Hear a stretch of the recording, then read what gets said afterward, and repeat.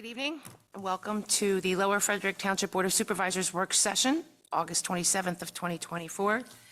Township meetings are recorded for the purpose of preparing the minutes, and the recording is destroyed after the minutes are approved. The meeting will be posted online on the Township YouTube channel. The link can be found on the Board of Supervisors page on the Township website.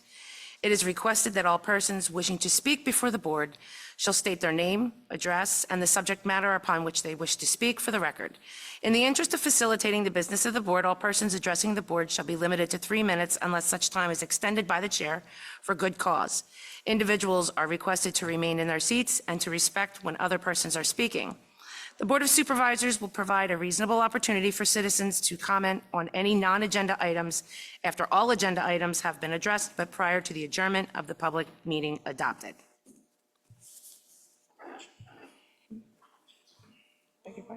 Rise and salute the flag, please. Thank you.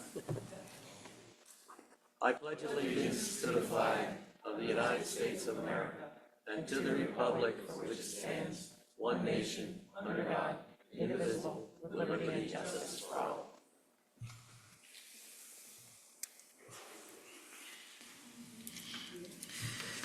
So the first item on our agenda this evening is the sewers, Zieglerville Road Low Pressure Sanitary Sewer Planning Discussion. And Jason, I'll let you kick that off. So at the July 2nd meeting, I was asked to have our sewer engineer, Bob Preston, prepare a cost estimate for the planning of a low-pressure force main along Zieglerville Road. The narrative for this project is Lower Frederick Township is considering a low-pressure sanitary sewer force main to connect to the properties north of the Goshenoppen Creek to existing Lower Frederick Township manhole number 600. The existing sanitary sewer manhole number 600 is approximately 400 linear feet south of the intersection of Goshen and Zieglerville Roads. The proposed project will install 2-inch HDPE low-pressure force main beginning with a cleanout, flushing manhole north of Goshenoppen Creek. From this point, a 2-inch HDPE low-pressure force main will be installed within the public right-of-way northeast along Zieglerville Road, approximately 2,300 linear feet, and connecting into an LFT manhole number 600.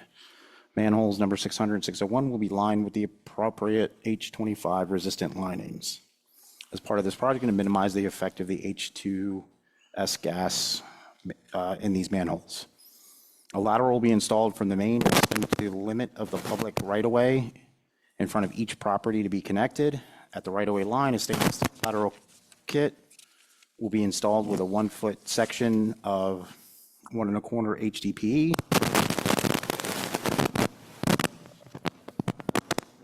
Try one of those.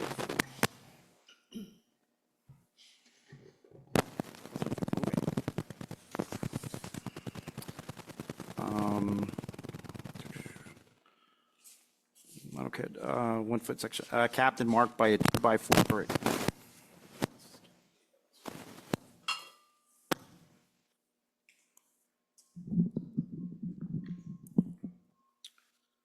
From the, marked by a, is that, okay. Marked by a 2x4 extending from the lateral stub to a 3-foot above grade painted green. It is not our intent to install any force main or laterals on private property. It is estimated that approximately 14 homes will be within the 150 linear feet of the main and required to connect. As you may recall, this was listed as option G in the special study for the Goshenoppen watershed finished earlier this year, or a study finished earlier this year. This is an estimated to cost approximately $542,000. That was as of 2023. Per the schedule of implementation on page 3 of that study, the township was to incorporate set aside funds in year 1 with the planning to be completed in years 2 to 3.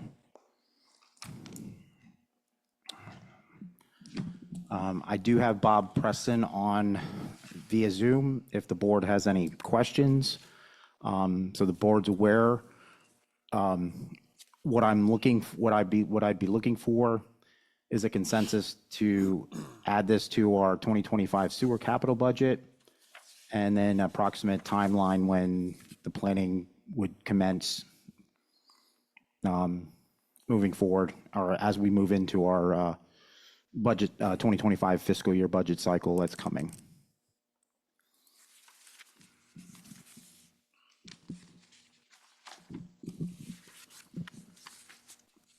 As far as the conceptual cost opinion, for design and permitting total, Hydroterra it's quoted at $29,700.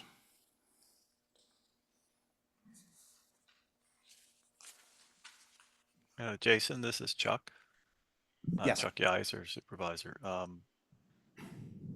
If Bob is prepared to sort of just give an overview of what he will be doing, I think that would be appreciated, you know, maybe for the general public too.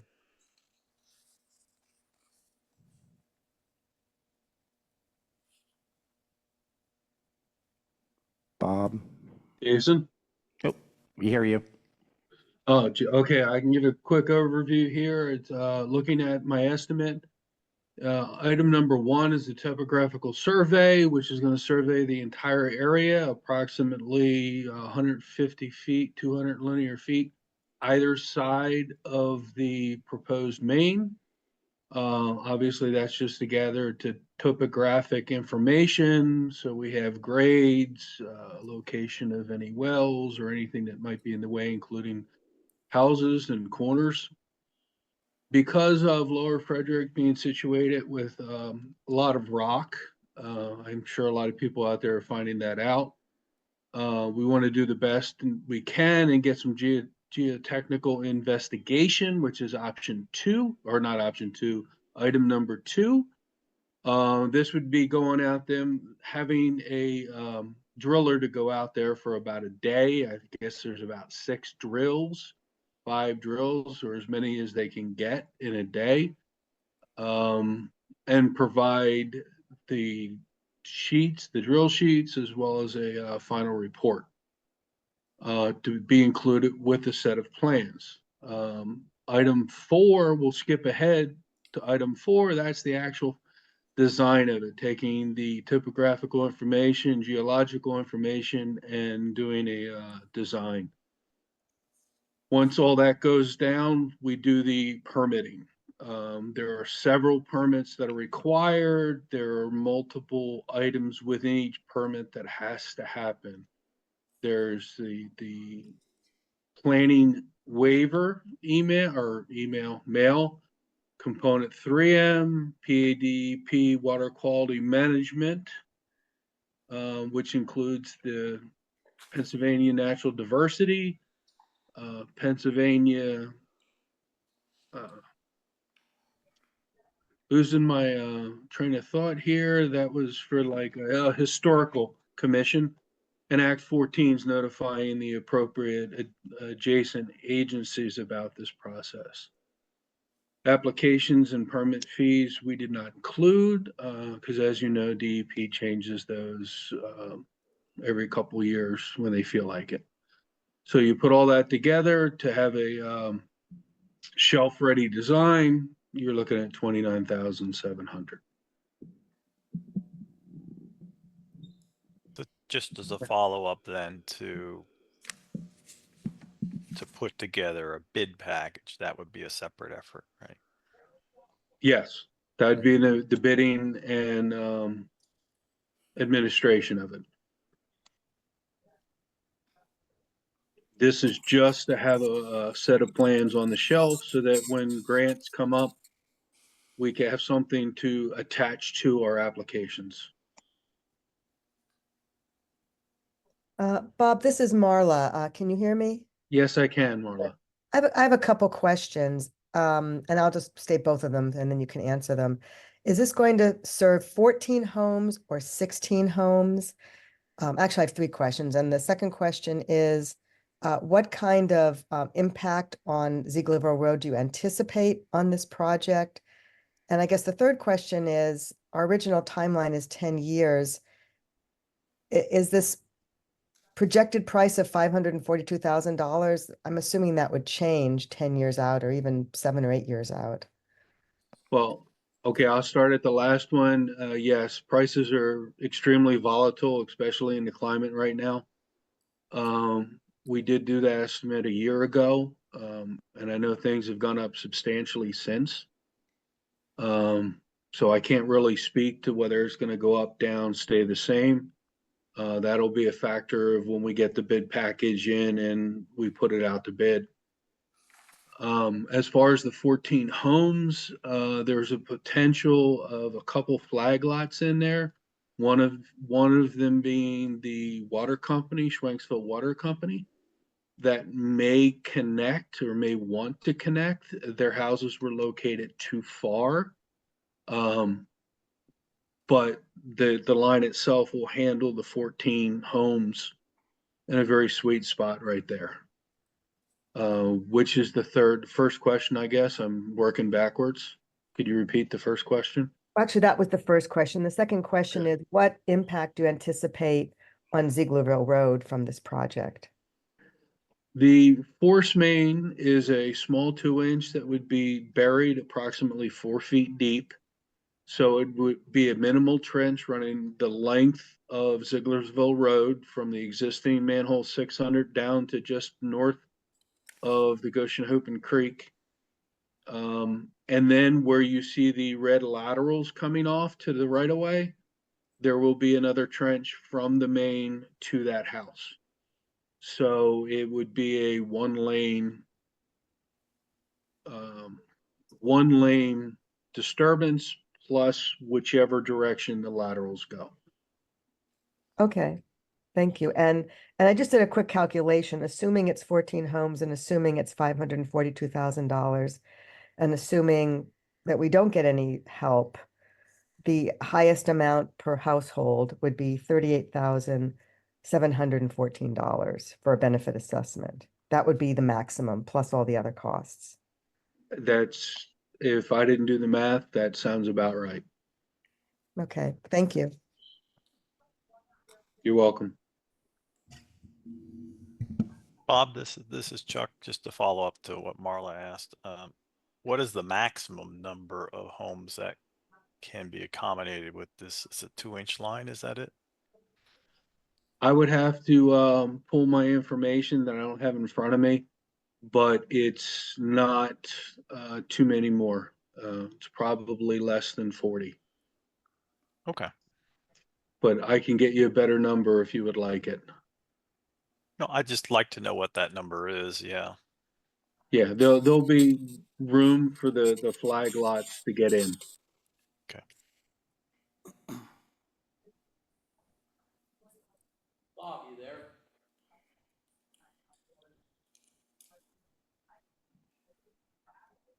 Bob, you there? Yes, I am. You're talking about $38,000 for the complete project, but that is not the $7,400 hookup, am I correct? No, that has nothing to do with the tapping fee. That has nothing to do with any other fees that have to deal with it. That's Okay, I just all. wanted to make sure they knew that. Yeah, no. This is the project itself. So the 38,000 some odd dollars isn't total what the people would have to pay. No, Would that only be would for the get, project. no, that would get the lateral to their front yard at the right of way. Thank you. Yeah, Terry, what I was just calculating was if worst came to worst and we didn't get any money for it, what would be the maximum that each homeowner would have to pay? And then on top of that, there would be decommissioning their septic and the tap-in fee and the other fee. So that was just the maximum. I just did a quick calculation. 542,000 divided by 14 homes. And hopefully it'll be a lot less than that.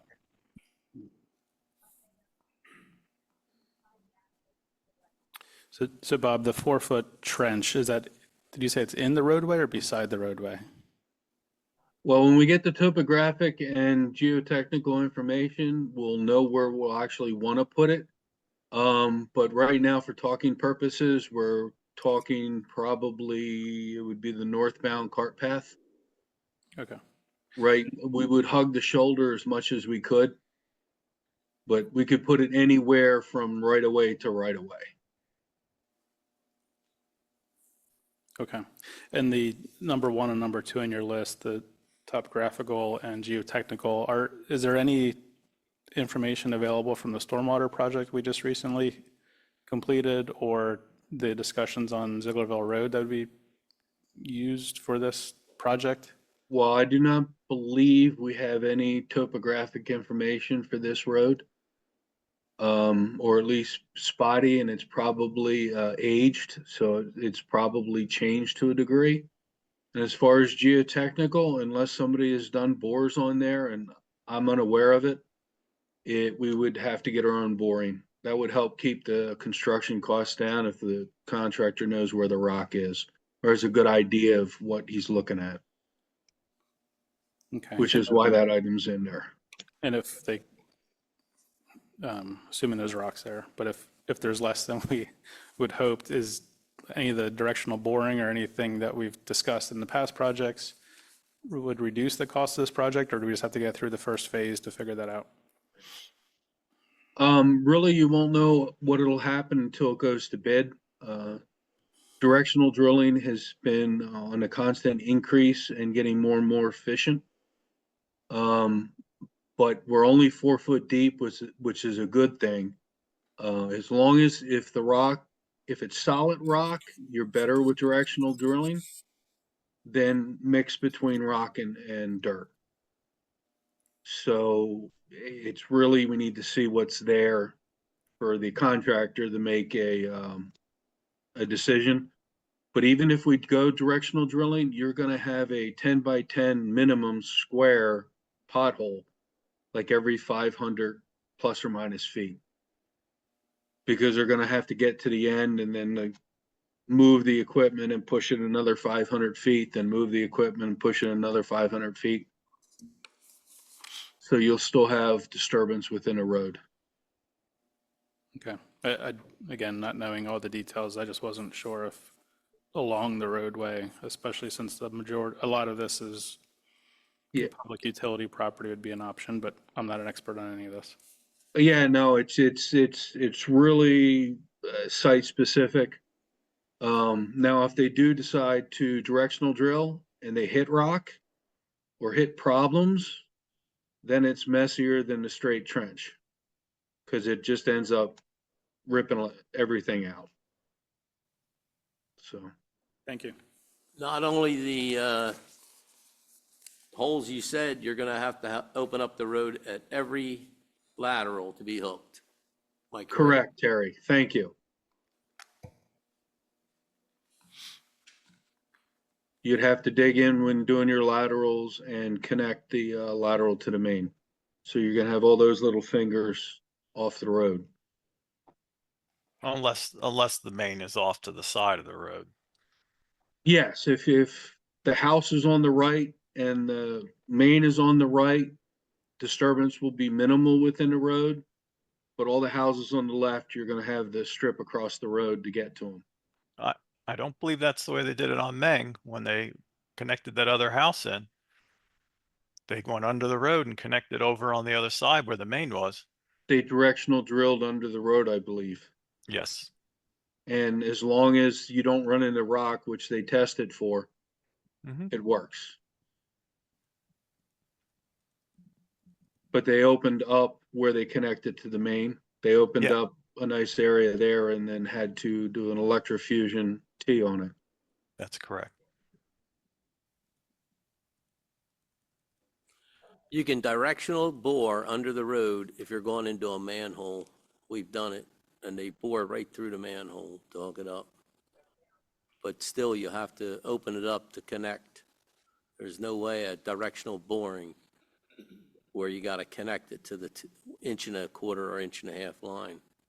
Well, I get that. It's just that if the line is not under the road, then that connection is occurring off to the side of the road, not in the road. That's the way they did it on Meng. Whether that can happen here, well, Bob is going to tell us, right? Yeah, we have to find out what's out there, but as long as we're staying within a right of way, in the public right of way, we can run the shoulder, we can run in the cart path. I know it's preferable in the cart path because everybody likes to stay out of it. That way nobody messes with our pipe.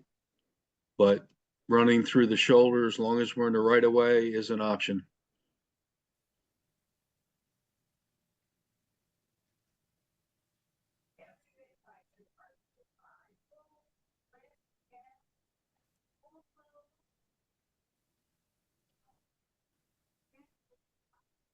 All right. Bob, Well, well, go ahead, go ahead. I'm sorry. Uh, I believe that you were in here at a previous meeting and you were speaking about grant opportunities. Are you aware of any grant opportunities available for this particular kind of projects in the future?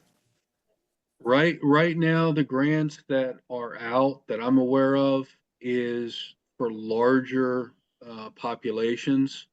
And unfortunately, the 14 homes isn't favorable. They're talking 30, 40 larger, small township, larger projects.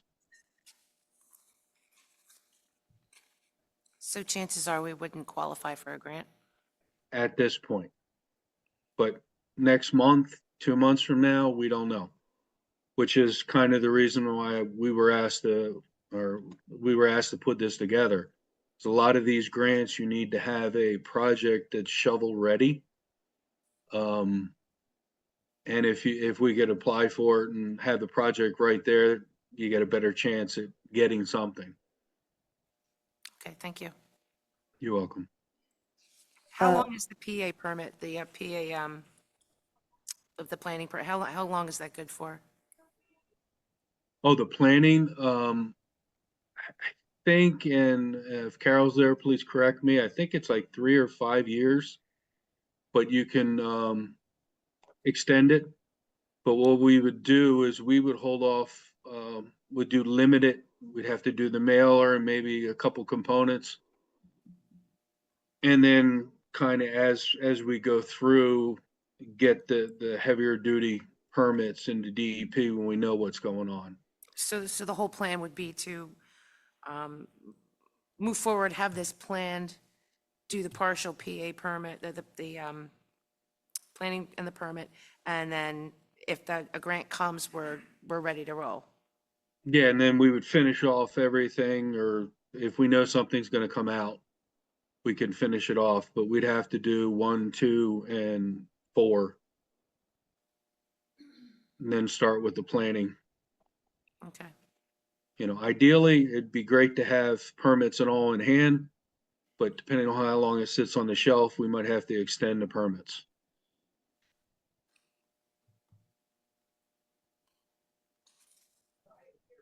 Bob, this is Marla again. Do we have an idea of how many of these 14 homes are looking to go on public sewer? I mean, is it half? Is it 75%? Is it 25%? I mean, I know we know of at least 2 of them that are eager to connect, but what about the other 12? I have not talked to the residents. As I said, I know there's a couple there that their systems are looking interesting. But I have not spoken to the residents and who would want to connect and who wouldn't want to connect. I'm just wondering if at some point in the future, we look into that to see if there's approval, if there's resistance, what the tenor is on the street. I mean, I think on our last project, we had the majority wanted to connect, and hopefully we would have the majority wanting to connect here as well. Yeah, I would hope so. I mean, we could draft a letter and send it to them, or I could walk down the street and knock on doors and see if what they feel. But until we know, I can't answer that. You know, I don't know how many want or how many don't want.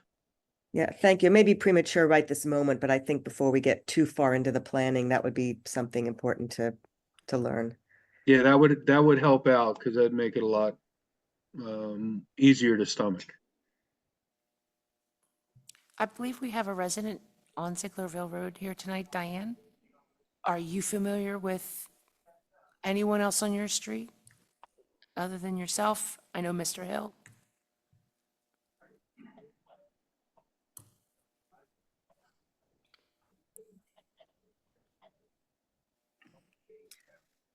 So I do know of neighbors that would be willing. They're kind of looking forward to it. If I did my own count in my neighborhood, and I'm actually not one of the ones that's looking forward to it, just so you know, but I know it's coming, so I want to have the money ready for it. But I'd have to say there were probably about 3, 4 households. But up the hill, I think they're clueless. So I think putting out a letter to let them know that this could be coming would be a very good idea. Because I don't really think, how many people know that the Act 537 was something they should have been paying attention to? So sending a letter would be a great idea. Diane, Zieglerville Road, and I just want to say thank you for doing this, because I think it's going to give a lot of good information. So you will be ready to go. If a grant comes up in 2022, the grants were actually specifically for $500,000 or less. They were for small extensions, and the legislature didn't pass that again, but it can happen at any time. So if you do this, we'll be ready, and I think that'll be the most efficient and economical way to go. And I would have to say that I don't think anybody wants to pay an additional $38,000 if there's monies available. Thank you, Thank you. Diane. Yeah, the only thing I would add about doing surveys, and I know this from talking to people, is, people are generally in denial when their systems are having a problem. You can't tell me otherwise. And so, you have to be prepared for that when you get your answers. Oh, my system's fine. I don't need it. And anybody who tells you otherwise is just not being realistic. And I just know this from years and years of talking to people.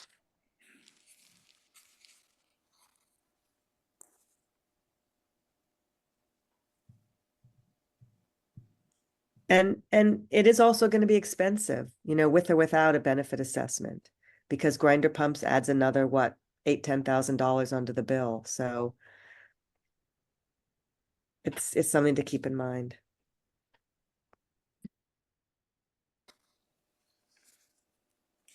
As I said, whenever that was in June or July, if we're going to do this project at some point down the line, you have to start somewhere, and this is the start. And I'm happy that, we've followed up on that and gotten some feedback from Bob. I think this is something that we need to do if we're going to start down that path. And, it's just the first step, the first logical step.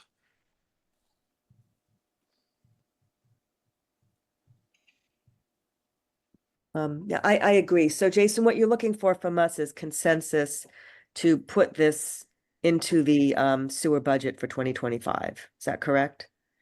Yes, for now, yes. That's fine with me. Yeah. Chuck Geiser, it's fine with me. I'm in agreement. I agree. I agree.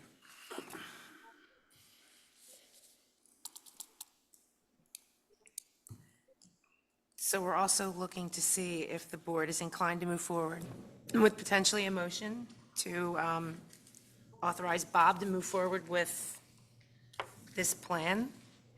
Can do that tonight.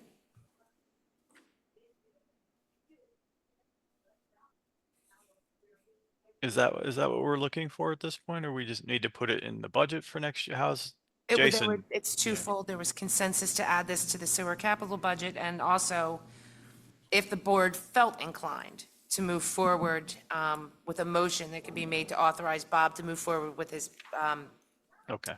the conceptual cost that he did here. The plan. Yeah. Chuck Geiser, I'll make that motion. I'm good with it. I'll second Marla Hexter. Okay. Can I also, I'm going to vote on it soon or go through the motion, but also if the items 1 and 2, Bob, if there is any research you can do with Jason to figure out if there's anything available to reduce the cost of this, please. I will. Thank They you. were budgetary costs from actual contractors. So I can go back and try to beat them down. Thank you. Carry on. Okay, so the motion is the board is going to move forward with a motion to have Bob finalize his engineer's conception here with the caveat that he try and find a way to reduce the costs. We had a motion from Chuck, second by Marla. Is there any questions? Does the public have any questions, any comments? Okay, all those in favor, say aye. Aye. Aye. The motion passes unanimously. Thank you, Bob. Thank you very much. Thank you, Bob.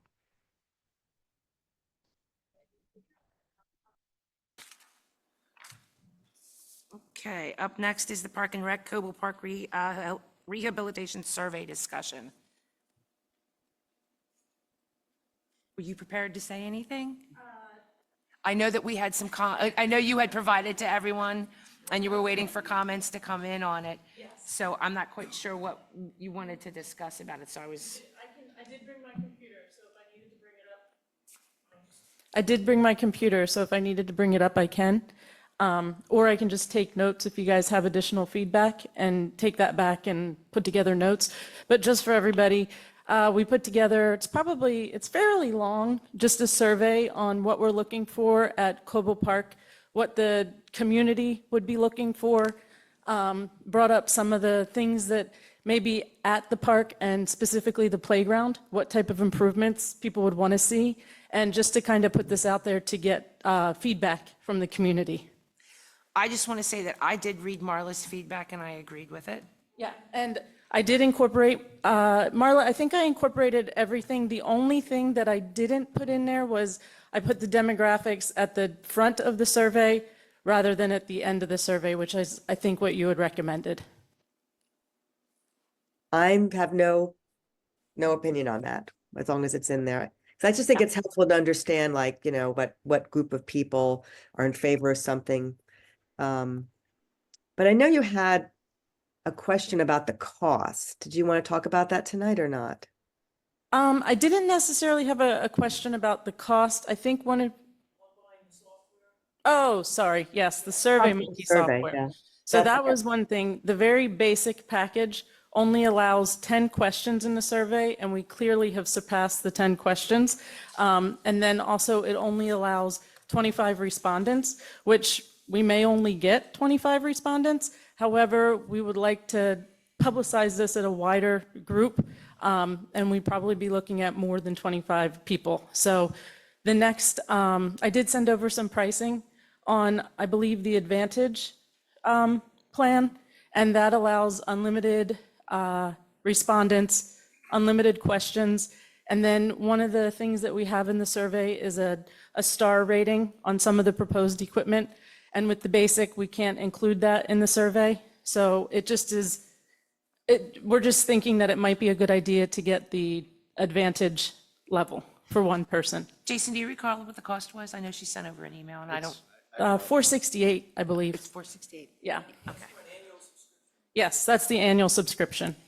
So Good. this is for what particular phase of the overall project? I believe it's phase 5, but some of the questions in here are looking for more ideas on what they'd like to see with the park. Yeah, Pam Reich here also. Yeah, we're looking for input really on the overall park project.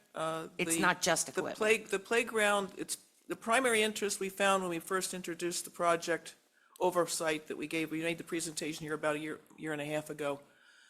We had a lot of concern about the type of equipment we were going to put in the playground. So a lot of the questions ask about that to gather that specific information that people want. We're also looking for additional information on the whole park project as it stands.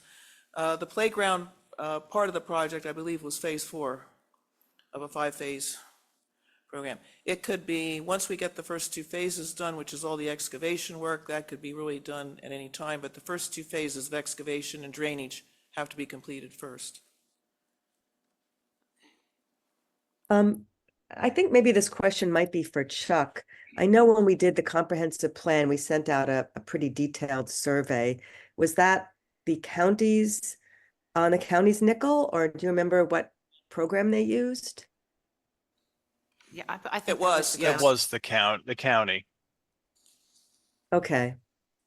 And Katie, is it possible just to pick up a month or two on this? Do we have to commit to the whole year? We send don't out- have to commit to the whole year, but I believe in the email, it's 99 per month for one single user. So if we kept it open for 3 months, we're still looking at about $300, which is a cost savings compared to the 468. So that definitely is an option. So I wanted to make sure that they were both in the message. Okay, I'm just trying to figure out if there's any other way we can save any money, or if there's another platform which is compatible, and I just don't know enough about it. There's Google Forms, but I don't really necessarily know how to use that. I've only ever used SurveyMonkey, and I don't know, it would just be a little bit of a learning curve for me to pick up Google Forms, and I'd have to find the time to do that, but I could look into it. Does the county have a subscription that we could borrow or use? We could ask them, whether this falls within the purview of their support contract, right, Jason?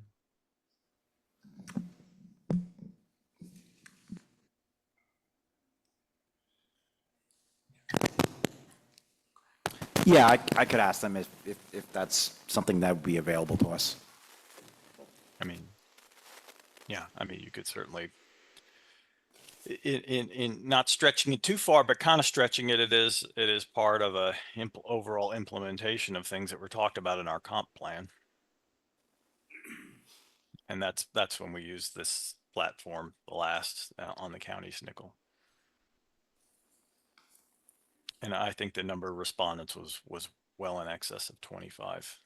Oh, you would get a couple hundred, I think. Yeah. At least. But I'm just thinking, even if they charge us a small fee, it might be more economical than picking it up on our own.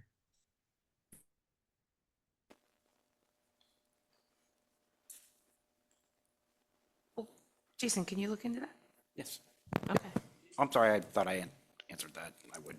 it's okay, it's cool. And then if you do have any other feedback on the actual survey, you can email it to me and I'm happy to make those changes. Okay, thank you, Katie.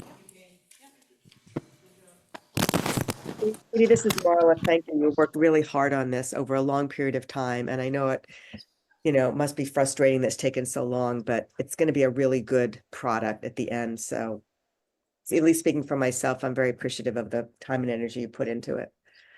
Yeah, the feedback you get from that survey will be super helpful. Yeah. Okay, so our next item is Farmview Estates, Lennar/US Homes request to work on weekends. Jason?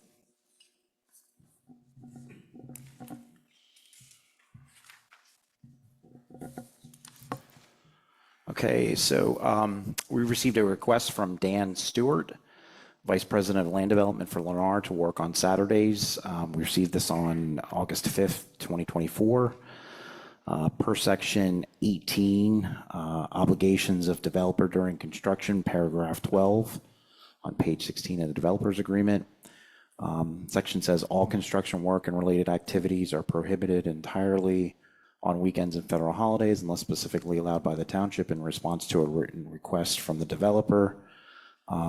So we've received that request. Would you like me to read that, or? No, you don't have to, if you don't want to.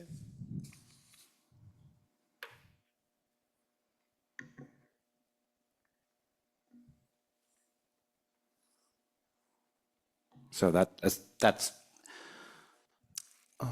Yeah, maybe you should. yeah, I might make it Yeah, easier. maybe you should. Yeah, go I ahead. think for the public, they should hear it. Absolutely. Yeah. All right. So the request is the majority of the site work for the development is anticipated to take approximately 12 to 13 months, and the build out of the community with homes complete is anticipated to take approximately 30 to 32 months. It is customary for work on weekends to occur for a larger residential development project such as this one, and without this Saturday work, the workers and their families will be impacted by the loss of income during these hours. Additionally, without Saturday work hours, completion of the major site work for the project is projected to take approximately 2 to 4 additional months, which could further extend our project completion. Accordingly, we respectfully request that the supervisors approve Saturday work hours. I did also want to note for the board, we have received correspondence from residents in proximity to the site. And they were all adamantly opposed to any type of weekend work.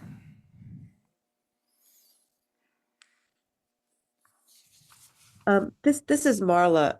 Maybe this is a question for Carol, maybe it's for Peter, but they're suggesting that it's typical to work on Saturdays. Is it typical?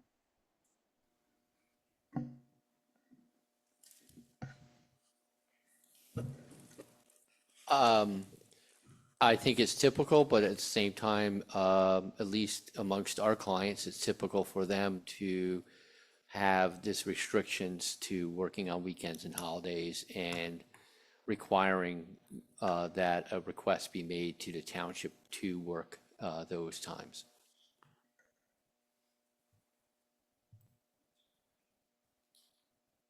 Thank you.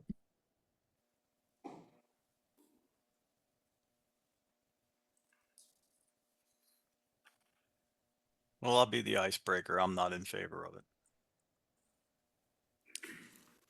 I see we have some public comment.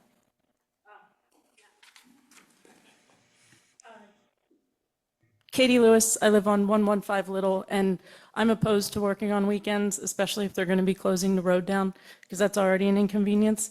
And I'd just like to also bring up the road's pretty dirty. And I know that as a resident who had a construction project, we had to keep the road clean, and I just wanted to bring that up too.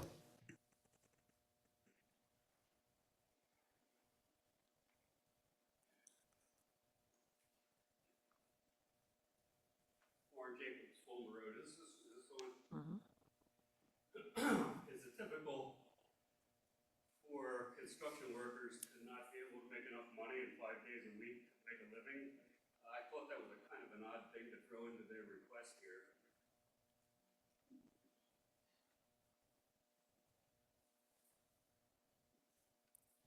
I agree with what Warren just said. In fact, I was a little bit offended by it. It's not my responsibility to make sure that they pay their workers a fair wage. It's not my responsibility as a supervisor. I concur. I too am not, I am too opposed at allowing them to work on the weekends. This is Marla. I've read some of the emails that have come in, and my sense is it's already a nuisance with the noise and the dirt and the road closure, and having it also be like that on a weekend when people are at home and they want to do things with their families and move around. I'm not in favor of granting it. I mean, they've already indicated they're going to be working for 30 to 32 months. I think that's a lot to ask. And personally, for me, the first priority is the people who already live here. So I think we can make a motion. Are we prepared? I'm going to recuse, as I have on everything on this development to this Okay. point.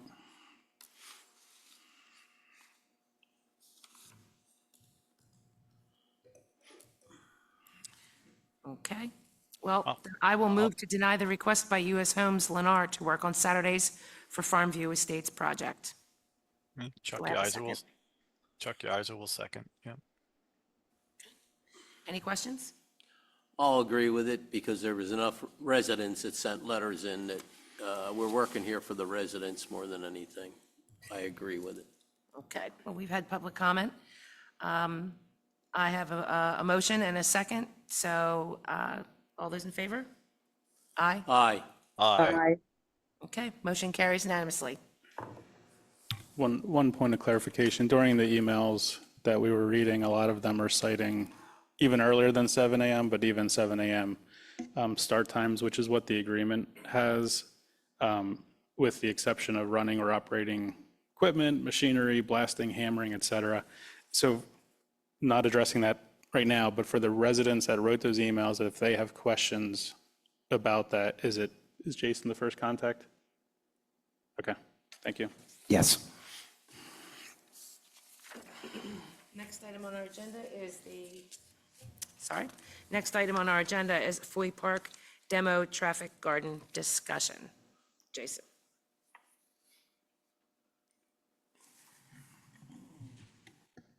Okay.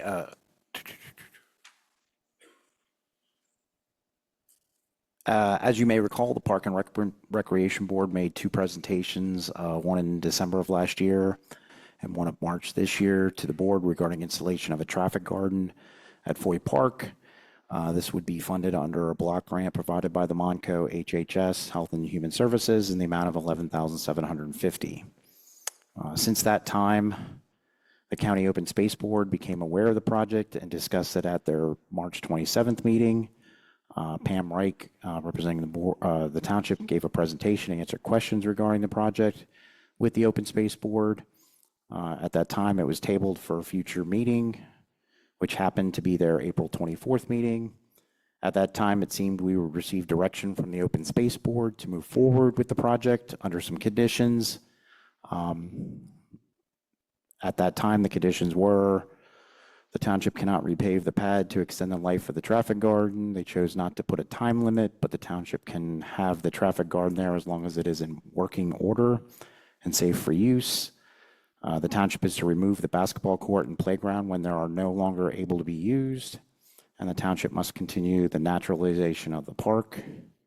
Looking for further clarification of the conditions, Bill Hartman, who is the managing of the Trails and Open Space, he's the Montgomery County Trails and Open Space Planning Manager, reached out and said the project was to be further discussed by the Open Space Board at their 5/22 meeting. Scott France of the County Planning Commission reached out via email on 5/21 to tell us the meeting had been canceled because they didn't have a quorum.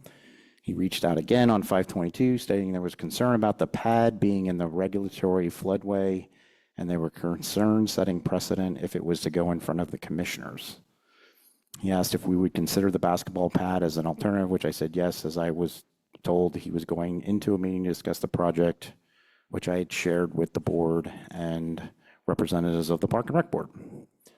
At the commissioners' 6/27 meeting, they voted to allow the construction of the traffic garden in Foy Park under the following conditions: that the traffic garden shall be installed on the existing basketball court located in Foy Park, and the existing approximately 4,300 square foot asphalt pad to the east of the basketball court shall be removed and the area returned to a natural condition. Prior to this, we were asked to get a quote to remove the pad by the board, understanding the pads and playground were never originally supposed to be installed in that area. I talked to the board about considering removal of the playground, understanding it was in need of repair and was partially in the floodway. And this has been, as I've come to find out, this has been discussed on a few occasions over the last several years. Currently, we've only been able to get quotes under the equipment bid from Sachs & Sons. Securing other quotes has been difficult. I can say I did get some clarification from Peter in a conversation. At this point, we just need to get the quotes for the materials. The part of the quotes that were received under the equipment bid are good to go because they have been bidded out. So, and we would need the quotes for the materials because of the cost threshold that they fall under. At this time, I would be looking for direction on whether the board will want to continue moving forward now or tell the county that we are unable to move forward with the traffic guard due to the costs of the removal of the pad. Also, whether we should continue with securing quotes for the playground removal. I just want to note all this is with the understanding we are now on the county's radar, and we would need to remove. We would be expected to remove these at some point in the future.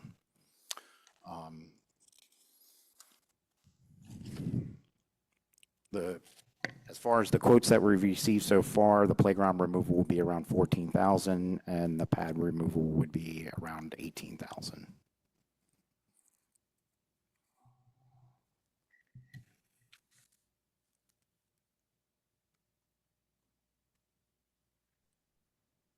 Jason, this is Chuck. I assume when you say removal, you mean removal and doing some sort of remediation or restoring to some sort of naturalized state. Is that right?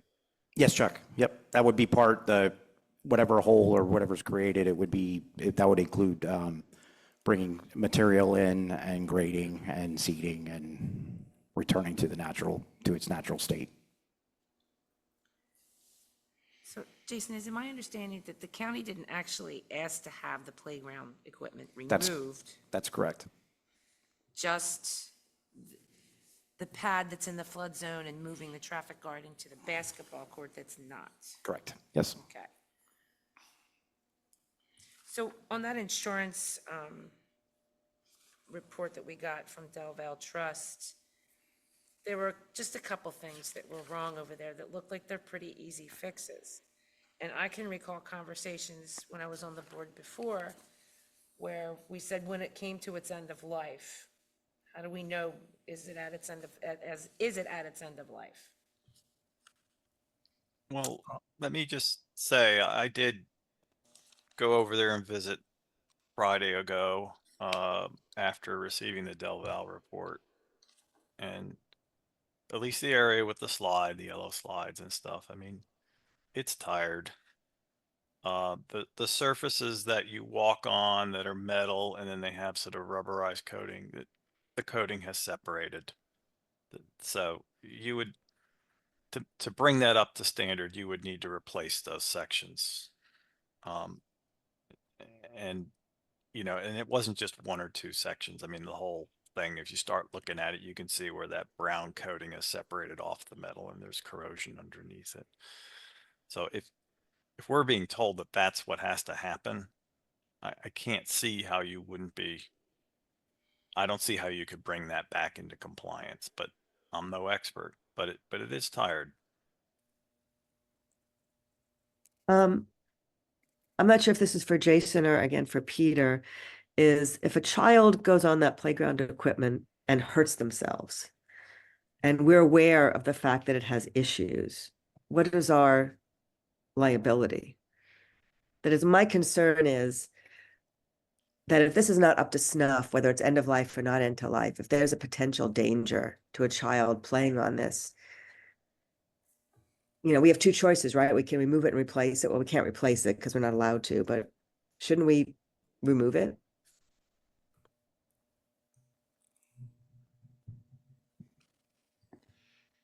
Marla, as for our liability, generally speaking, the township does have immunity to most tort actions. There are 8 exemptions to that liability. I am not sure. It would depend on the really specific set of circumstances of whether or not an injury on our playground would fall under an exemption or not. But generally speaking, you know, the township is mostly protected by sovereign immunity from most tort claims. I understand that, but if we know there are issues with the equipment, and whether we're immune from a lawsuit or not, we should not have equipment that a child can get hurt on. That's my opinion. And if it is at that stage, I don't know what we're waiting for.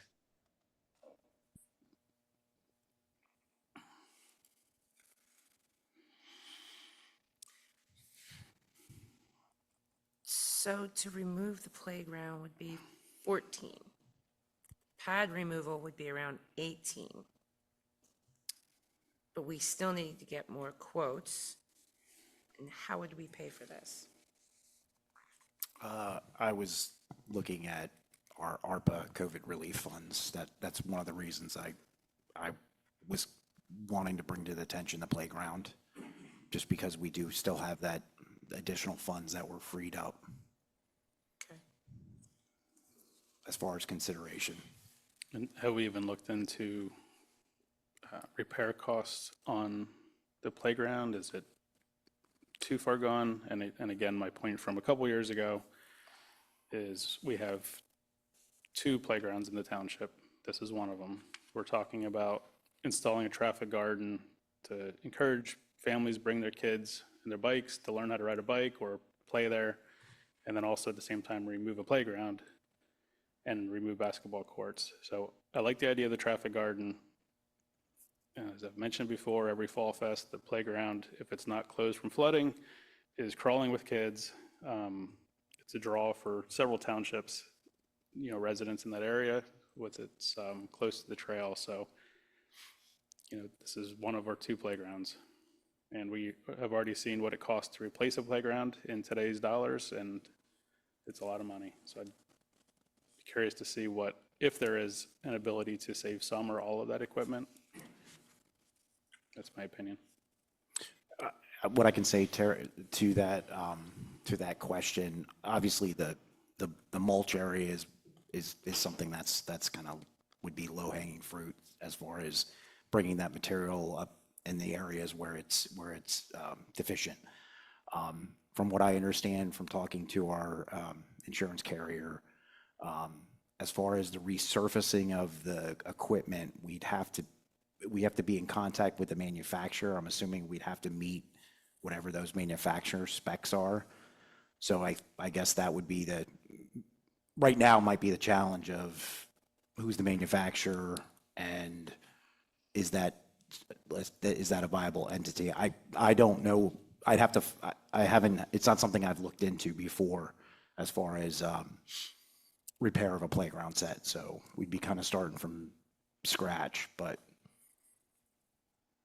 that's, obviously if that's something that the board wishes me to do, then, we can do that. Well, I mean, there's a number of things that were in the insurance report that, I believe have been pointed out by our park board and their inspection reports. And there are things that are just, for whatever reason, and I don't know why, the township hasn't done them. Like, the wood surrounding the whole playground.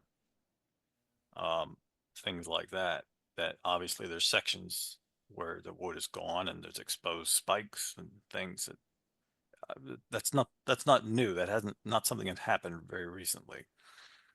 So there's a couple different things going on here, but what I will say is if this board decides that removing the playground is the best thing, I'm not really seeing why we would want to do the traffic garden. But that's my feeling at this point. I would really like to hear from the park board and how they feel about it.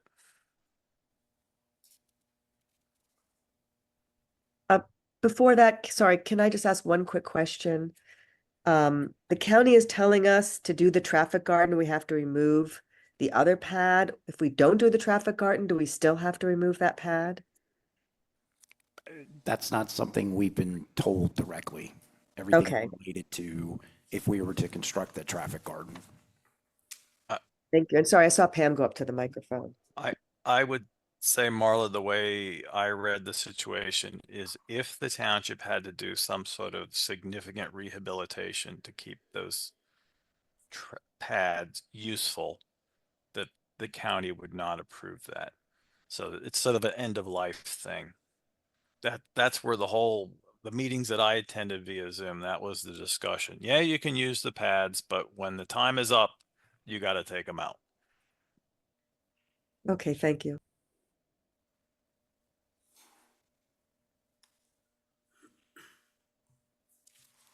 This is Pam Reich. As Chuck noted, it's been a constant frustration that the park board has been doing inspections of these parks annually and submitting those results to the township for repairs. And we became aware of the last couple of weeks that the township's also been getting insurance reports with the same kinds of recommendations. And the corrections aren't done. And the items that are found and identified in the most recent a report that was copied to us. Thank you, Jason. That's not new wear and tear. It's all been stuff that's been happening over years. And if we're not going to maintain our equipment, it's upsetting to think that, we're going to decide to defer maintenance and then use the condition of the equipment to trash a tot lot, a playground that is in use, that does get used. And I would ask that the township look at costs for repairs, just to get a cost comparison. I think we should do that. This is a useful playground for the townships, and I don't think we're doing justice to our community by just trashing this thing under these kinds of conditions. As for the traffic garden, this is not now the project that we projected and presented, that the park board voted on and presented to the township supervisors. We presented a well-thought-through project that was going to be a great community project, great opportunity for community safety training and in collaboration with our police department, which would basically cost the township nothing other than volunteer hours to help paint it and some public works crew time to put in the coatings. So it's no longer that project. It's now going to cost the township a lot of extra money. It removes a lot of, as projected, as you're proposing, it's going to remove utility that's existing down there in that park, which makes it less of an attraction to the community. It impedes us as far as some of our events. But I'm also concerned going forward is one of the things we had talked about, Chuck and I had talked about at least when I was talking to the county, and we were talking to the county, and we're looking for what do we need from the county to move forward on this thing, is we wanted to have guidance from the county going forward and what would be allowed for our use of this park.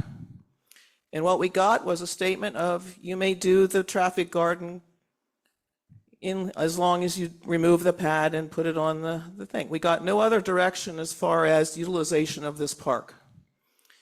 And my concern is the county asked questions about the impervious surfaces. They want the pad removed because it's an impervious surface. We have macadam walkway down there, which is also macadam. But in light of that, I mean, a lot of this came up. We do have a lot of this came up because there was a challenge by a neighbor to this park. And that neighbor has been vocal about going forward with the traffic garden, been vocal about our plans to do the bank stabilization project, was vocal at the county meeting. My concern from behalf of the park board, and we have not voted or talked about this, we were told to stay out of it. It's just me, Pam Reich. Our concern at this point would be moving forward on anything down there at that park without further guidance from the county of what is going to be allowed and what really we can do. I would be very concerned about moving forward with anything. But as far as the traffic garden is, what we voted as the park board, it's no longer that project. So the project itself was a great project as projected. With the utility of the park reduced, I'm not sure it's that great a project anymore, and it's certainly costing the township a lot of extra money. I can't myself stomach this at this point. We would have to go back and reassess it. We'd have to vote on it as a group if we still want to do this. It does require volunteer time to paint it. I'm not sure we have that excitement anymore about this project. I know I don't. So that's really all I have to say. But my recommendation is we do nothing. I'm not speaking for the park board. We've not voted on this. I'm not comfortable going forward with anything more down there. Thank you.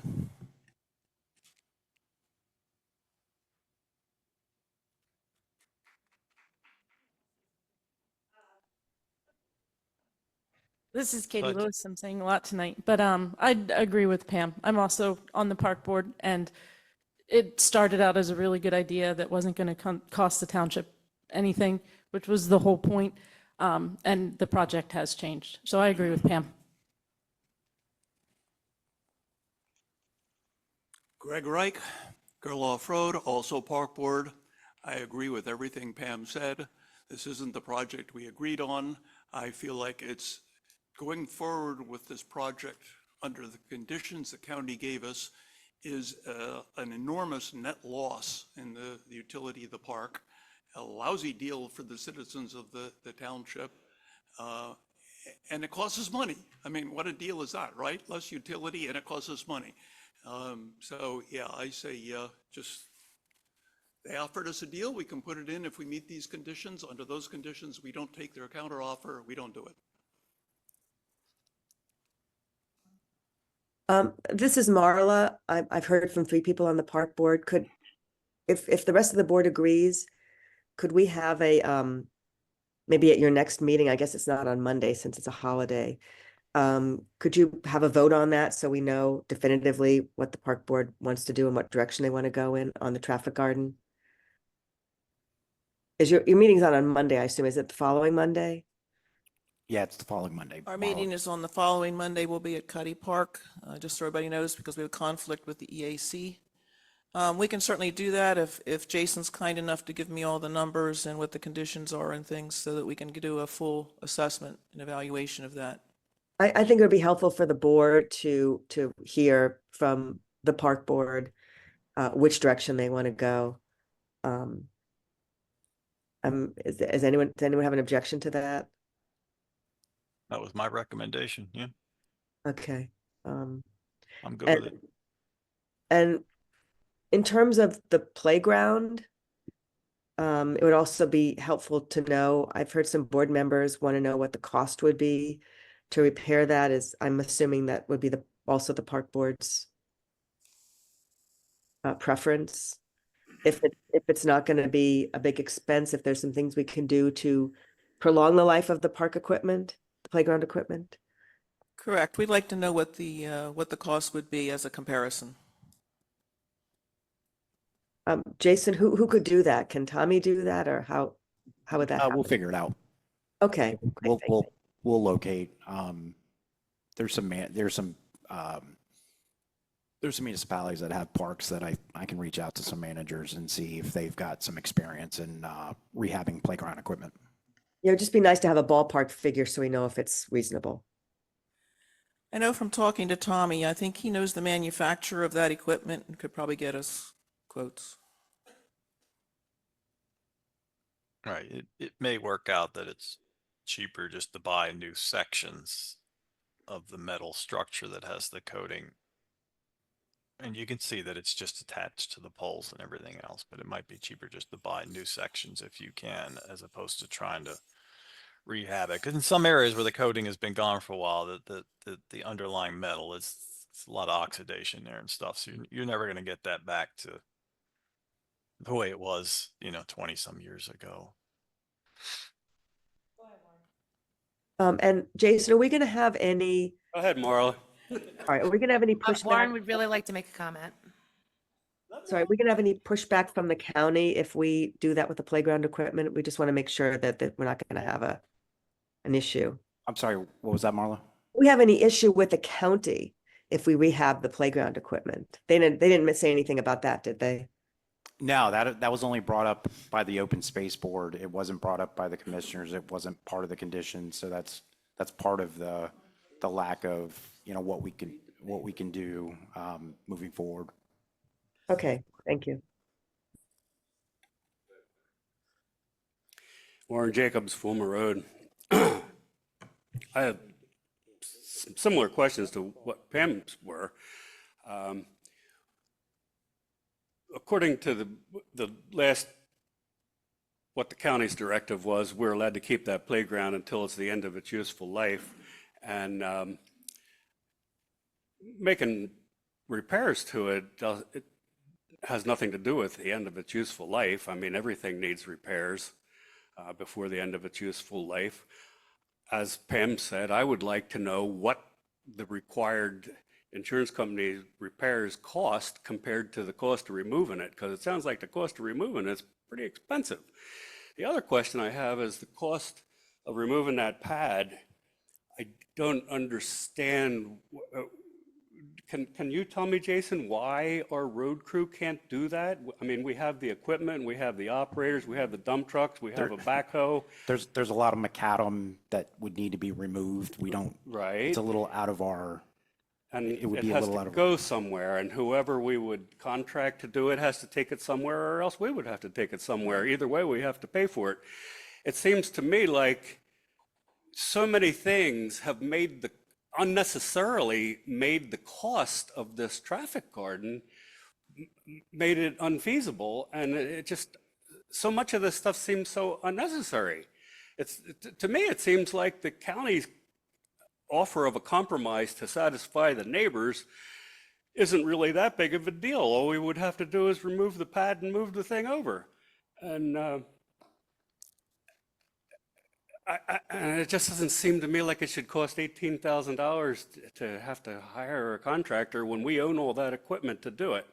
I mean, why do we have all that? Warren, it's a little out of our, that macadam is not, an inch thick. There's a lot of material to move. We don't have those type of trucks. We would have to. It sounds to me, Jason, like we probably should sell our backhoe and some of our equipment then.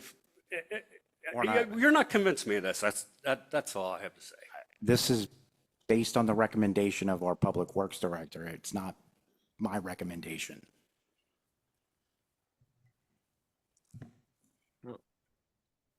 Noel, I'd like to say something if it's all right.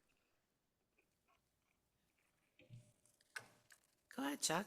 Yeah, I heard Warren repeat something, and it's my fault for perhaps miscommunicating. The county never said, okay, you can keep your playground. I was inferring from the meetings that I attended that they were okay with what was there, provided when the end of life comes, it gets removed. So this goes back to Pam's point. Peter, you've read the covenant. It would make sense at this point, the things that have happened that were outside of the covenant, and there's no question that they are outside of the covenant, that we establish. I'd agree with that. Okay, but there's a reasonable argument to be made that they are outside the covenant. I believe it would be in our best interest to establish, I'll call it a memorandum of understanding going forward with those people, so that we have a feeling as to where, we know where we're heading and we know what's expected of us now and down the road.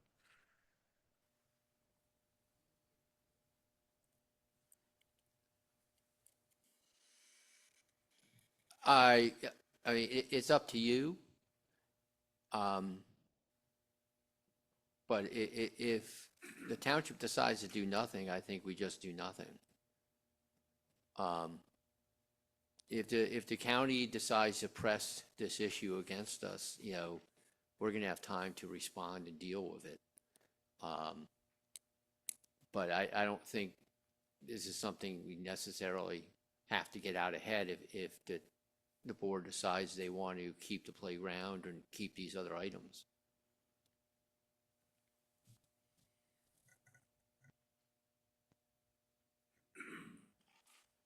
So, Pam, aside from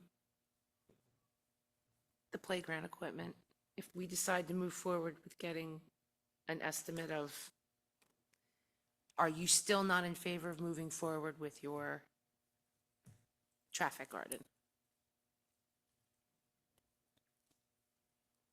We would still have to vote on it and discuss it, because it's still not the project that we were planning on. And at this point, I mean, there's a lot of feelings about this. It's been kind of a rough road here. If we have the people who want to still volunteer their time to paint it and put it in, my other recommendation to the park board would be that, we table the traffic garden, and when Coble Park is done, we will have space up there to possibly put one in there several years from now. But I can't speak for the park board right now. We were told to stay out of this, so we did not discuss this in detail, so we need to have that discussion.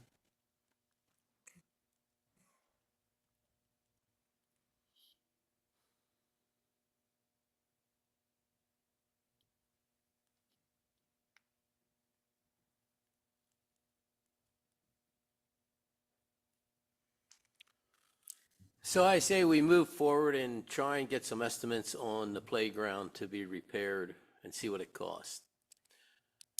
It'd be something to look at. And who mentioned something about the county maybe having a problem with us doing that? No one, it No. wasn't, the county has nothing to do with the it. playground Okay. equipment. No, what I asked was, does the county have any issue? Have they expressed any objections? They never mentioned it. Yeah, I agree with Terry, and I suggest we don't ask the county about the playground. And don't talk about it in a public meeting.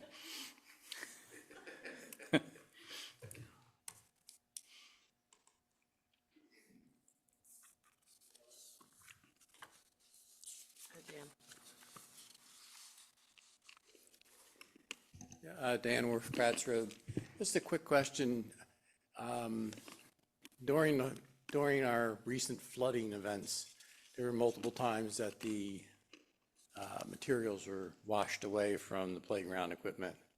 And after the last flooding event, the board at that time said, well, we can't replace this material anymore. So I'm just trying to figure out how that jives with remediating the playground equipment. I think it's a good idea to remediate the playground equipment, but we got to have a realization that with the flooding the way it is, we're going to lose that material underneath the playground again. So I guess, do we set aside a floody day fund to handle that or something like that?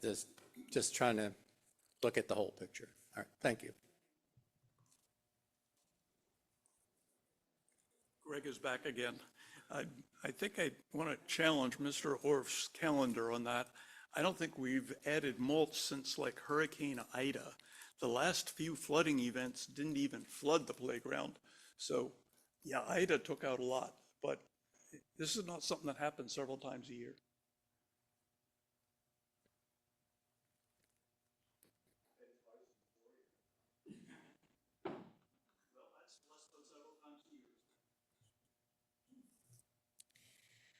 All right, so as it stands right now, Jason, you're going to go and get some costs. Pam, you're going to talk to your board about it, and then we'll circle back to this.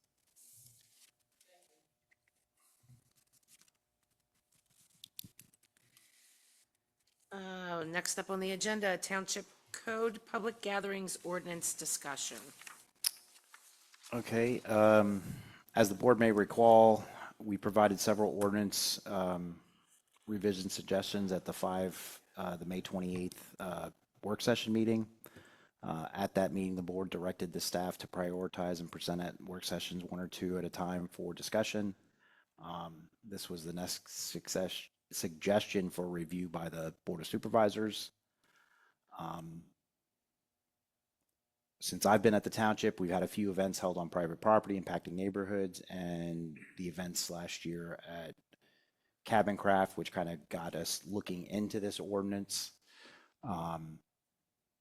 These are only events we're made aware of in conversations with code enforcement and our solicitor.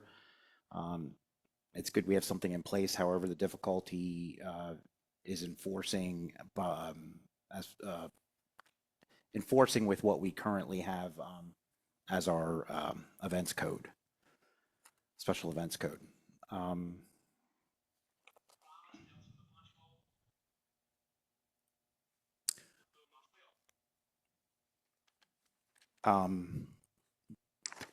I guess, do you want me to go through the comments in the summary, or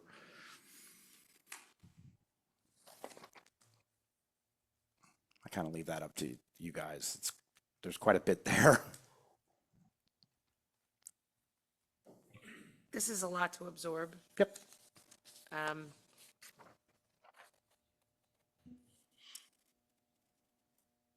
Yeah.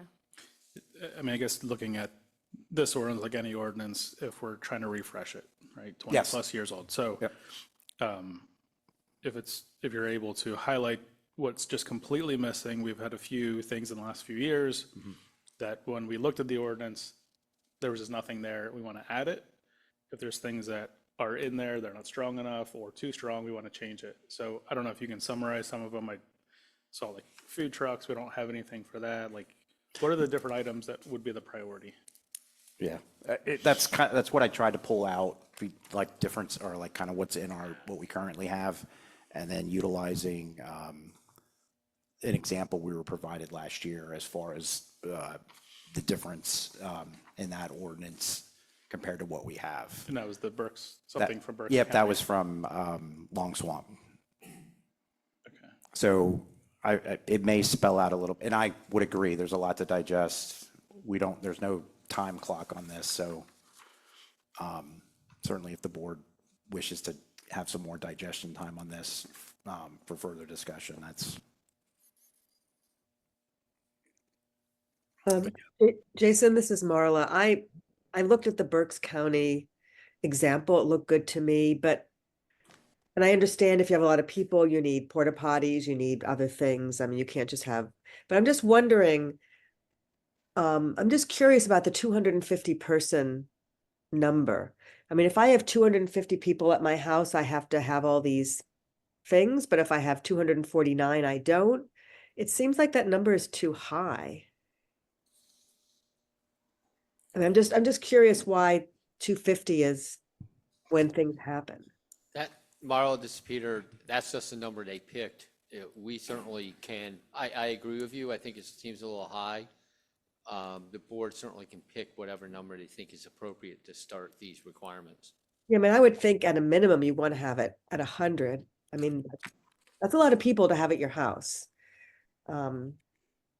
Anyway, that was just my one gut reaction to this is to think about, the numbers and, I mean, do you want to have, 50 people for the townhouse community? I don't know, but 250 seems too high.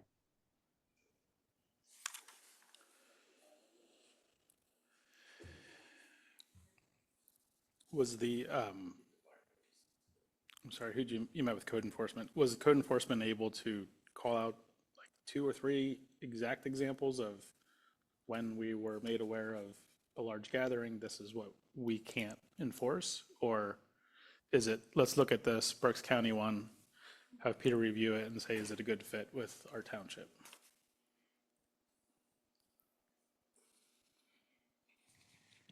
I think maybe a bit of both. I brought up what happened at CAT because that was an advertised event that we don't know how many people were supposed to attend, whether or not the facilities are adequate. So it kind of was, it's kind of a bit of both of refreshing our, as you said, refreshing what we have as our current ordinance to make it more usable from a code perspective. And certainly you can add exceptions to it where, not all events would require a special permit, that kind of things to kind of give us black and white things that we can enforce, we can ensure is in place. Obviously, the big concern that we have is that, in some of these events, and we understand, I mean, that's if people have weddings on their property, what we would hate to see is something bad happen on those properties and emergency services aren't aware. Like, that's all part of kind of, I think the permitting process is that the emergency service is aware. Obviously, there's things that can happen, like, for instance, we have the proximity of Foy Park, which is why we've erred on the side of caution and closed Foy Park. When we've been made aware of, that's what we did last year. We did it for Folk Fest. We were aware of Cabin Crafts event this year. They did submit a permit, so they were following what we have in our code. So it kind of puts us on notice that we have the ability to, from kind of the township side to kind of be on, I guess, on top of an event that may impact neighbors, may impact, I mean, that's the thing with noise ordinance. I mean, there's a lot of other factors that can go into the impact on the neighborhoods, depending on where, these events may happen. So I don't know if that answered your question or.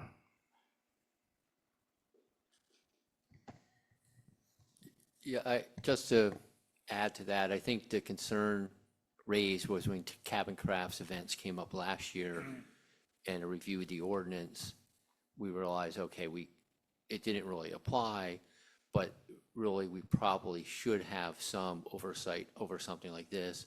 I also believe it was Chuck who mentioned a neighbor who had like a weekend-long music, for 2 years running, they've done this, I think. It's the Fay Which was- Fest on Girl What? Off, Fay Fest on Yes. Girl Off Road. Yes. And they plan on it this year again. Yeah, and so I think I think the township has gotten some concerns and complaints about that. So those were the driving forces behind looking at this, I believe. Yeah, just to be clear, somebody had mentioned it and I indicated I was aware that it occurred. I was not aware that it was a problem at the time. I was just aware that it had occurred. There were other people who mentioned it as a potential problem.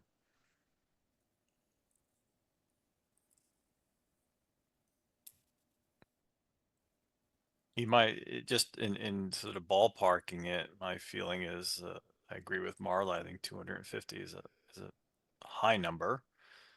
I think 100 is probably a low number. And I think, somewhere in the middle would be a better number, maybe 150. I know, inadvertently, those of us who have parties that involve kids, teenagers, one invites the next, and you end up with more people than you expected. They may not be there the whole time, but they just show up. So it doesn't mean that I'm a bad person because I didn't get all the permits. I just didn't expect it to happen. But that's just my general feeling on it. I think a higher number, something less than 250 would be more appropriate. Another thing to consider is we can always treat different gatherings differently. A purely private gathering such as a wedding, can be treated differently than something which is public where tickets are sold. They're really, and anyone who comes up and buys a ticket can come in. Obviously, if you have a wedding, you have that the person throwing it has a much tighter control over who's there and who's not. So that's another way you can kind of separate this out, is we can have different standards and rules for more private gatherings and more public gatherings. That being said, if someone wants to have a 1,000-person wedding, if they're dearest friends, we're probably going to want to have some oversight on that as far as safety, septic, police, traffic, that sort of thing.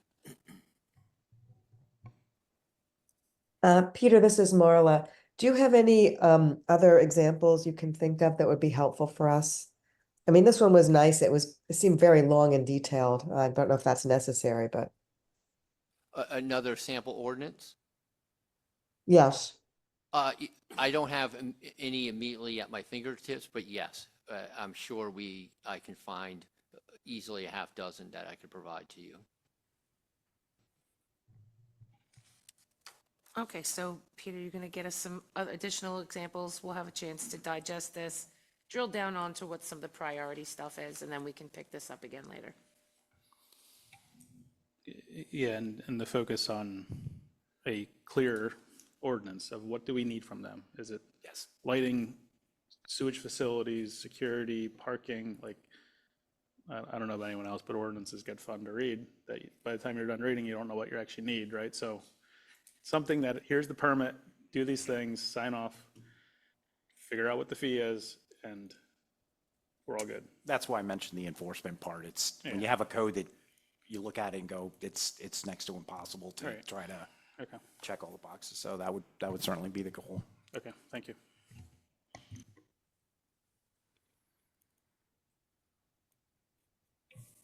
Diane? Thank you for bringing this up. The EAC is looking at another ordinance having to do with property maintenance code, but what we're also thinking about is the angle. Do we have codes already that address all your concerns? So are there concerns about effluent on the yard? Would that be covered under some other code we already have. Instead of making things more complex and in multiple places in our coding, if we already have it, why do we have to have this really detailed code? Also, but the idea that if you're charging for it, that seems like that's something under maybe a commercial or business code that might be there. If somebody's having a wedding or a party, a graduation party where kids show up, and if there's some personal responsibility to, if your septic overflows and goes onto your neighbor's property, how does this code stop that from happening? Or how does this code help remediate things for the neighbor? But if it stays on their property, that's their responsibility. They have to take that responsibility. So just asking to kind of look at what we already have in our codes that may cover the concerns that the police and the neighbors already have. If it's noise, what time's the noise supposed to stop? Don't we have something in our codes already about that? Yes. So if it's people parking on the road, don't we have something in our codes already? So just instead of making things more complicated, that's all I'm asking, is that looking at that and not making people feel like they can't have a party, but just letting them take responsibility for it. And the, permits, we don't want more permits. We don't want more paperwork. I've heard about that. So trying to keep that down low. Thank you for letting me put in my 2 cents. Thank you, Diane. Okay, the last item on our agenda this evening is Township Building Front Door Replacement Authorization.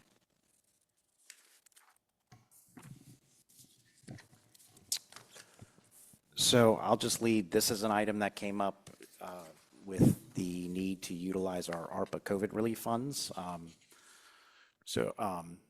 And as I understand it, replacing the front door to the township building has been discussed a few times over the years. I can say since my time at the township, I've had a couple of residents complain about the difficulties in opening the door. We did discuss this last year during the fiscal 2024 budget cycle, and we actually added it to the capital improvement plan as a front door assembly for the 2025 capital improvement plan in the amount of $55,436. As I said, once it appeared we had some additional ARPA COVID relief funds, I had Tommy get us some quotes to replace the front door. As it took some time to get these quotes and they are out of date or nearly out of date, I wanted to know from the board, based on the provided quotes, if we should pursue getting updated quotes to replace the front doors to the township building. Their current quotes are as high as $22,999. My expectation is, because these quotes are not months and months old, I don't expect them to change dramatically. And so I would be really just looking for a consensus that the board's interested in us getting updated quotes for approval at a future meeting. And also understanding, we've also had conversations regarding the door entry of the building, which that would something I'm hoping to present sooner than later to the board. This is something we did previously discussed, potentially using key fobs, but that would be kind of a after project. So without getting into too much details, and I hadn't seen these yet, but is the details on what they're proposing to do pretty much exactly the same? Yeah, yes, we pretty much, I kind of had they all came out to visit the site. We explained to them what we were looking to do. So it would replace the outside doors and the foyer doors with something more in line to, the type of doors you might have at Wawa that open and close much easier than what we've currently got. I mean, I'm assuming these are original doors when the building was built in '94, so.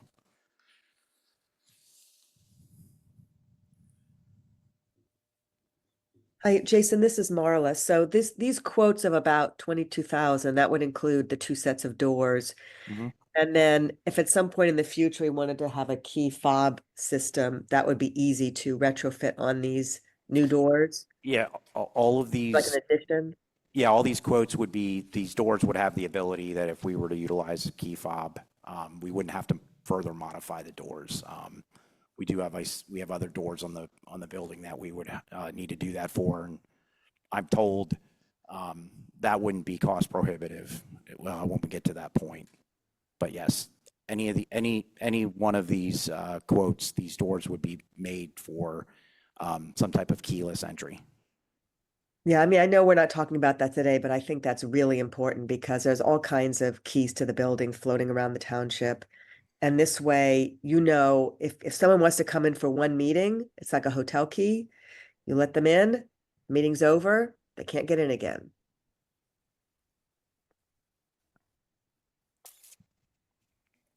But I've been one of the people who has had trouble opening and closing those doors, so I think it's time to replace them. And it's a safety and security issue too.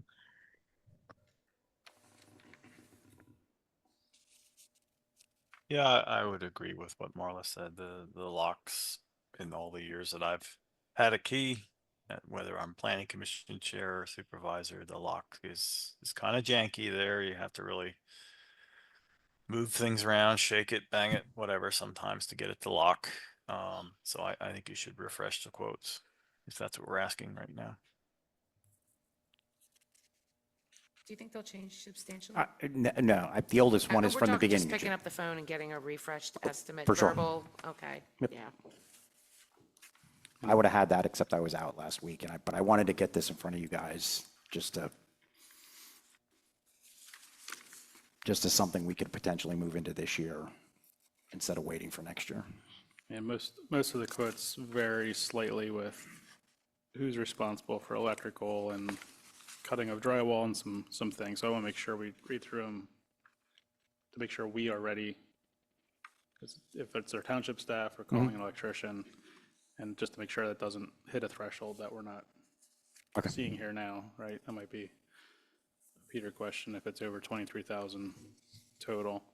I mean, I don't recall until this past budget cycle talking about the doors. I don't know what the right number is. It looks like they're all pretty consistent. So I'll leave it to the opinion of the people using the doors every day. Also during that process, not to go to a different topic, but have we replaced the doors downstairs yet? Those were the ones for the police station that was talked about for safety issues. Those doors, the commercial doors have been ordered and Okay, thank you. will be installed. But that didn't include that wasn't an outside door. And then the idea would be if we went to a more fob, they could all be integrated. Yeah, we're gonna have to, I've talked to Chief, I've talked to Tom, as far as, what doors, we would look to have those keyless entry for. And the doors we have now, there's no fixing them and they're not possible to retrofit to any fobs. I don't think the police door could. We might be able. These up here, the ones we're talking about. Yeah, sorry, I changed the topic. So back to the $20,000 to $23,000 doors.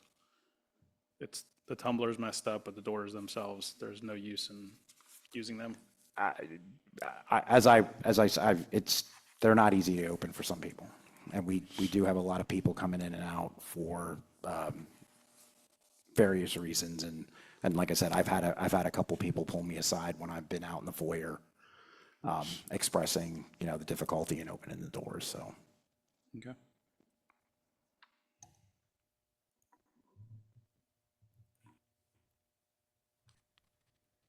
So are you looking for a motion to refresh the quotes or just consensus? I would just need a consensus, Marla. Oh, you got mine. I agree. I agree. Yep, Chuck is good with it. All right, thank you.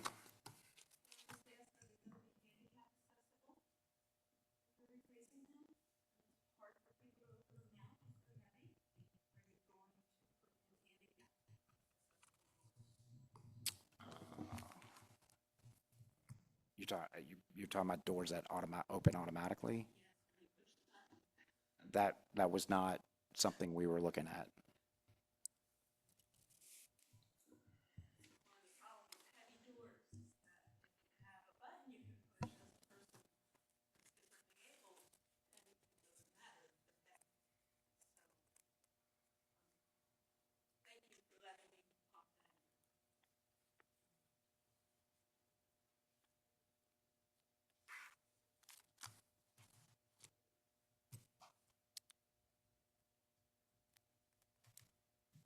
Okay, well, that's the last item on our agenda. Is there any public comment? Is there any supervisor comment? Yep, so I have an update. We had, as I've been talking the last few meetings, the beginning of August, we had our annual blood drive for Travis Ryder. And I'm happy to announce that they've collected 18 people were able to donate out of the 20 who signed up. They end up with 18 units of blood, and that's enough to save 54 lives. So thank you for everyone. Thank you, Becky, in the office for helping organize it. It was really nice to see 7 or 8, at least, of those 20 that showed up were people in this room, spouses of people in this room, people that worked for the township, our solicitor, a bunch of people. So a nice chunk of the people, just want to say thank you that you're here now or know people to thank. And we're going to do it again next year. We're going to get ahead of it a little bit more. We're going to fill it up and double those numbers. So thank you. Okay. Nothing else? Meeting is adjourned.